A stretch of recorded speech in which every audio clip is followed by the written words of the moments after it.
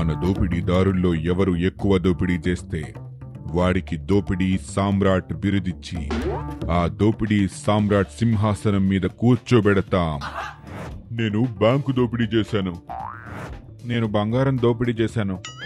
నేను ఇసుక మాఫియాలో దోపిడీ చేశాను. నేను గూడ్స్ రైల్లో బొగ్గు దోపిడీ చేశాను.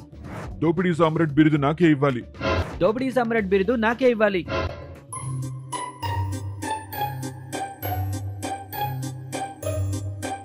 ఈ దోపిడీ సామ్రాట్ బిరుదు నాకే ఇవ్వాలి.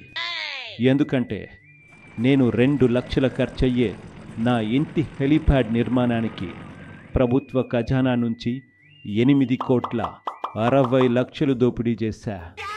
ఎగ్ పఫ్ఫుల పేరు మీద 3,66,00,000 దోపిడీ చేశా. పెన్ను పేపర్ మీద 9,84,00,000 దోపిడీ చేశా.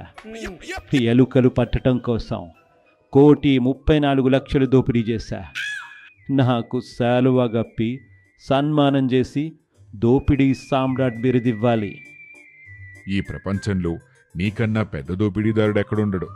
ఈ శతాబ్దానికి పెద్ద దోపిడీదారువి నువ్వే. దోపిడీ సామ్రాట్ బిరుదు నీకే.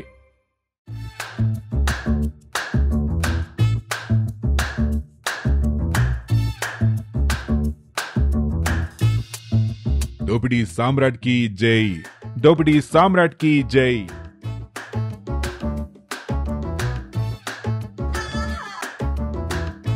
ఇలా చిన్న చిన్న హెలిప్యాడ్, ఎలుకలు పట్టటం, ఎగ్ పఫ్ఫులు, పెన్ను పేపర్ల మీద చేసిన దోపిడీకే శాలువా కప్పి సన్మానం చేస్తున్నారంటే ఈ 5 ఏళ్లలో నేను చేసిన దోపిడీలకి ఎన్నిసార్లు శాలువాలు కప్పి ఎన్ని సన్మానాలు చేస్తారో.